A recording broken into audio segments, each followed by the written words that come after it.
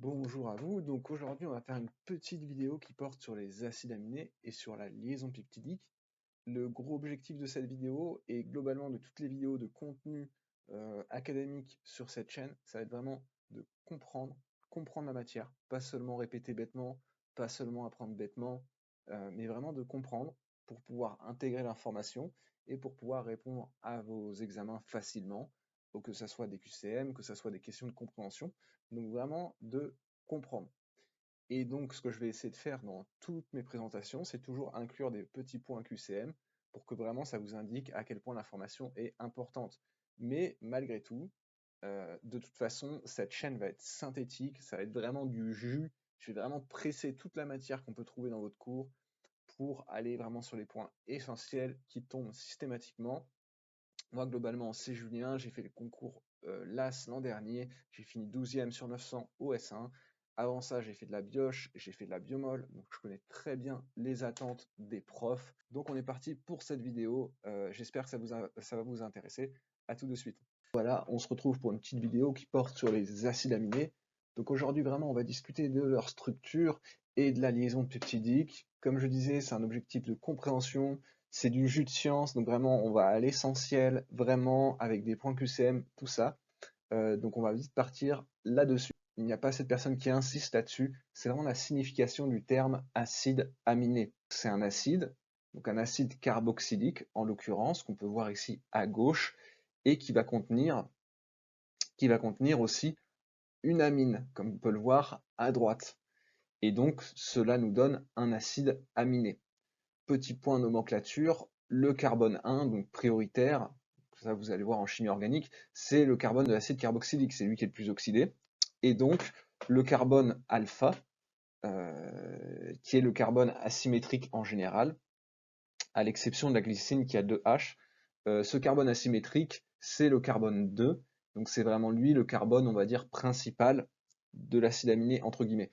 Et ce qui est un peu paradoxal, c'est que c'est un carbone alpha, mais c'est le carbone 2. Bref, ça c'est un petit détail de nomenclature, mais c'est quand même important, ça peut tomber en QCM. Mais surtout, donc, ce qui est très important dans cet acide aminé, c'est qu'on va avoir une chaîne latérale R, qu'on peut voir ici, qui est parfois appelée radicale par certains. Moi, je préfère l'appeler chaîne latérale. Et en fait, cette chaîne latérale, elle va définir l'acide aminé, donc son nom, le nom de l'acide aminé, mais aussi les propriétés physico-chimiques de l'acide aminé. Et en particulier, donc on a plus de 500 acides aminés dans la nature, et seulement 20 acides aminés dans les protéines constituant le corps humain.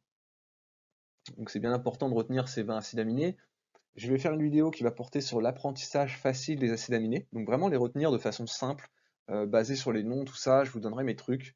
Je les ai beaucoup appris, les acides aminés, et donc je vais donner tous mes petits trucs dans une prochaine vidéo. Ce qui est important de retenir aussi, c'est que tous les acides aminés ne se valent pas. Donc il y a des acides aminés qui vont être essentiels. Donc les acides aminés essentiels, c'est ceux qu'on va devoir apporter par l'alimentation. Donc vraiment, pour les acides aminés essentiels, ceux-là doivent être apportés par l'alimentation. Il existe aussi des acides aminés qui sont non essentiels. Donc les acides aminés non essentiels, c'est ceux qu'on va pouvoir synthétiser de novo, donc à partir dans notre corps. On va pouvoir synthétiser dans notre corps ou faire des interconversions. Mais ce qu'il faut retenir, donc ces acides aminés essentiels, ça tombe systématiquement au concours. Donc il faut vraiment les connaître. Et en particulier, cette petite phrase va vous aider pour les retenir. C'est une phrase mémotechnique. Donc le trait lyrique Tristan fait vachement marrer Ise et Isa. Et en dessous, vous avez la correspondance en acide aminé. Je vous encourage à faire une capture d'écran si vous n'avez pas le truc.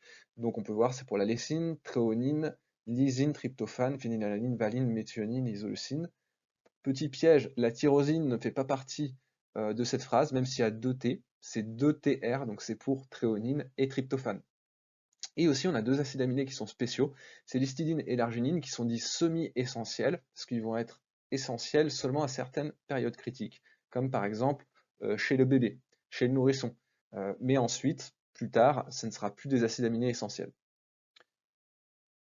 Voilà, donc j'ai fait le tour sur cette diapo. Maintenant, on va discuter très rapidement des rôles des acides aminés. Donc tout d'abord, ce qu'il faut retenir, c'est que l'acide aminé, c'est la brique élémentaire des protides. Les protides, c'est l'équivalent des glucides ou des lipides pour tout ce qui va être à base d'acides aminés. C'est un terme qu'on n'utilise pas beaucoup dans la langue courante. Des fois, on va utiliser glucides pour sucre, lipides pour les matières grasses, le gras. Mais protides, en fait, c'est tout ce qui est à base d'acides aminés. Et donc, ça comprend les trois catégories qu'on va voir aujourd'hui, que ce soit les protéines, qui sont vraiment des gros assemblages, les peptides, qui sont des plus petits assemblages, et enfin les acides aminés unitaires. Et justement, quand on voit une étiquette nutritionnelle, sur cette étiquette nutritionnelle, on va avoir une catégorie qui va nous pointer donc, les protéines. Les acides aminés sont majoritairement sous forme de protéines. C'est aussi pour ça que cette étiquette est quand même assez juste. Donc, comme je le disais, on va avoir différentes structures par rapport aux acides aminés. Donc, on va avoir des acides aminés qui vont être isolés, qu'on va pouvoir appeler aussi des monomères si on se place dans une perspective de chimie. On peut aussi avoir des assemblages en polymères, donc un ensemble de monomères. Et puis après, on va avoir différentes structures, différentes tailles de structures. On peut avoir des structures qui vont être assez petites, donc ça va être plutôt pour les peptides. Ici d'ailleurs, je pourrais ajouter un petit point, c'est qu'ici on a un assemblage, donc là j'ai un dipeptide, et là j'ai un tripeptide.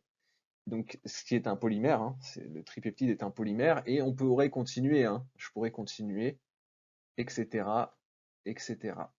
Et ce qu'il faut retenir, c'est qu'au bout d'une certaine taille, on va appeler ça un polypeptide. Bon, ça dépend un peu des profs. Tous n'utilisent pas on va dire des intervalles pour le polypeptide, donc c'est-à-dire un intervalle du nombre d'acides aminés. Par contre, ce qui est sûr, c'est qu'il y a une règle à connaître, c'est la règle du 100 acides aminés. Donc vraiment, quand j'ai plus de 100 acides aminés, j'aurai affaire à une protéine. Donc ça, c'est toujours systématique. Un polymère de plus de 100 acides aminés est une protéine. Donc voilà, donc on a une grosse diversité de structures. C'est ça qu'il faut retenir. Et cette grosse variété de structures va se transformer, va se traduire en une grosse variété de rôles. Donc il y a plein de rôles qui peuvent être donnés par vos profs. Moi, je vous en ai sorti quelques-uns qui sont essentiels. Donc les rôles qu'on peut retrouver, ça va être au niveau du métabolisme, par exemple pour être des messagers entre cellules et organes. Donc par exemple, on peut penser au glutamate, qui est un acide aminé, qui va servir de neurotransmetteur, donc c'est un neurotransmetteur excitateur, ou encore on peut penser à des hormones, par exemple l'insuline ou le glucagon, sont des peptides qui vont réguler la glycémie. On peut aussi penser à des réactions chimiques qui vont être catalysées par des enzymes qui sont des protéines, des catalyseurs biologiques. On a aussi un rôle important pour la structure, donc ça va être le rôle qu'on va vraiment discuter aujourd'hui, grâce à la liaison peptidique. Et donc, par exemple, on peut penser aux fibres musculaires, qui sont souvent majoritairement composées à base d'acides aminés et de protéines. Et enfin, on peut avoir d'autres rôles, comme par exemple des rôles dans l'énergie avec la néoglucogénèse. Par contre, il faut vraiment retenir, l'acide aminé n'est pas la source d'énergie principale. Ce n'est pas la source d'énergie principale. La source d'énergie principale, en général, ce sont les glucides ou les lipides. Les acides aminés sont seulement une source d'énergie quand on est dénutri. C'est pour ça qu'on va perdre du muscle, parce que on va vraiment consommer dans nos ressources. Voilà. Et aussi, un autre point que je n'ai pas indiqué sur cette diapo, qui est aussi important à retenir, c'est que les acides aminés ne sont pas stockés dans l'organisme. Bien important à retenir. Donc maintenant, on va parler de la liaison peptidique. Donc la liaison peptidique, c'est quelque chose de super important. C'est pas uniquement une ligne de cours, c'est vraiment quelque chose de critique à comprendre. Et en fait, qu'est-ce que c'est la liaison peptidique? Donc c'est une liaison amide entre deux acides aminés. Donc c'est assez logique, hein, quand on va assembler deux acides aminés, quand on va créer une liaison entre ces deux acides aminés, on va créer donc un peptide, en l'occurrence un dipeptide, qui sera composé donc de cette liaison peptidique qui est un amide. Et donc on peut le voir ici, on a un acide aminé 1, un deuxième acide aminé ici. Et en fait, ce qui va se passer, c'est qu'on va avoir une attaque de l'azote. L'azote va attaquer sur le carbonyle. Le mécanisme est intéressant à savoir parce qu'il est facile à retenir, mais c'est que l'azote va attaquer sur le carbonyle et ensuite on va avoir une perte d'eau. Donc là, on peut le voir, on a une perte d'eau. Donc ça, c'est bien important de retenir. Donc c'est une déshydratation. ou encore une condensation, et ce qui va former donc le dipeptide avec la liaison amide au milieu. Ce qui est important de retenir aussi, c'est que cette réaction est réversible. Donc en hydratant, on peut faire une hydrolyse de l'amide et générer à nouveau donc les deux acides aminés séparés. Donc comme j'ai dit, bien important de savoir dans quel sens fonctionne l'eau, c'est assez logique, hein, c'est un équilibre chimique qu'il suffit d'équilibrer dans votre tête pour le retenir. Moi, c'est quelque chose que j'ai appris à un bon moment, et finalement, je m'en rappellerai toute ma vie, parce que pour moi, c'est évident, grâce à la logique de l'équilibration des formules. Et ce qui est très important aussi de retenir sur cette liaison, donc ça aussi, c'est un point de QCM. Malheureusement, des fois, vos cours sont assez dépareillé. Donc on va avoir un prof qui va faire que de la biochimie structurale, un prof qui va faire que de la biologie. Mais en fait, ce qu'il faut voir, c'est que tout est lié, hein. Et donc cette structure donc biochimique est en fait une structure qui va être produite lors de la traduction, donc le passage de l'ARN vers la protéine au niveau du ribosome. Donc c'est le ribosome qui est responsable pour la formation de cette liaison.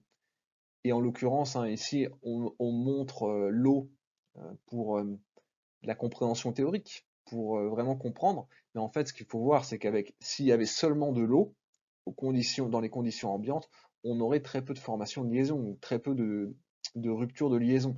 Et c'est vraiment les enzymes, comme les enzymes du ribosome, incluant donc la peptidyltransférase, qui va permettre de faire cette réaction.